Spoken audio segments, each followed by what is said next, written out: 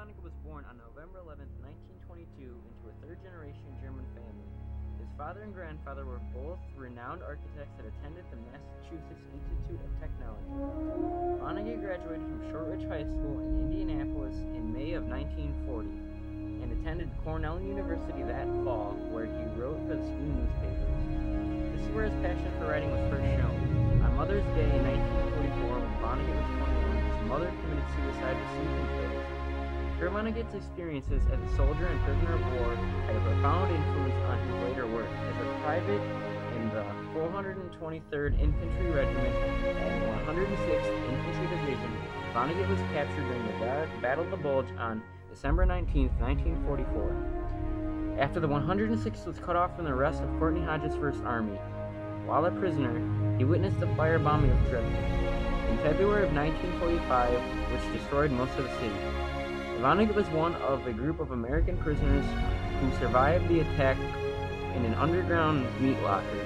This experience was an inspiration for him in his writing of the famous novel Slaughterhouse-Five.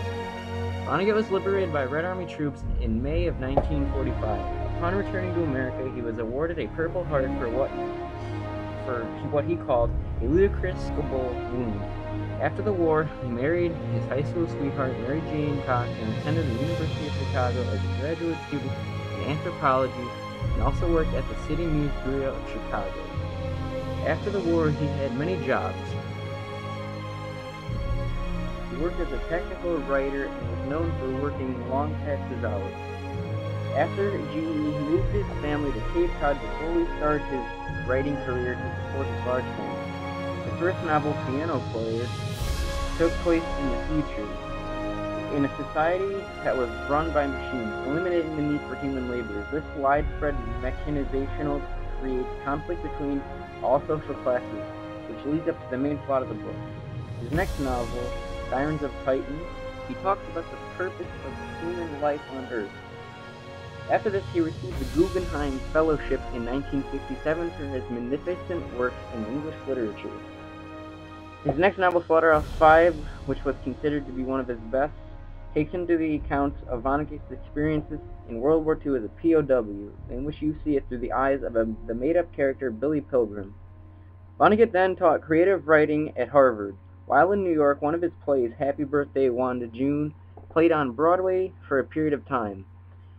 Vonnegut's son experienced a schizophrenic breakdown in 1972, and it affected Vonnegut a lot because he did not want to lose another family member after he had suffered a lot in the past years. However, he caught a huge break when Slaughterhouse-Five became a movie in 1972. It became an instant hit with the public, and it gave Vonnegut a chance to reach out to all sorts of people. His next novel, Breakfast of Champions, centered around two main characters, Kilgore Trout and Dwayne Hoover, in the events that led up to their meeting, this being one of Vonnegut's more humorous books. After his book was published, he served at the University of New York for a brief period of time as a professor. However, this job did not last long, as many of his previous jobs. He only worked there for a few months. After this, he divorced his first wife, in which they had 3 children together, and he married Jill Kremitz, who was also a writer. He then went back to Indiana, where he was acknowledged by the Indiana Historical Society as a living legend, and he was also inducted to the Shortridge High School Hall of Fame. At this time, Vonnegut had lost his mom, dad, sister, and brother-in-law. He suffered from depression and tried to kill himself with alcohol and sleeping pills. Luckily, he failed to take his life. Upon returning home from the hospital, he suffered more heartache when his townhome caught fire. He was hospitalized and sent home after a few days again. His final piece of work, called A Man Without a Country, talked about America in general and how it affected society. Then, on April 11, 2007, he died from head trauma he suffered from falling down the stairs. He was 84 years old.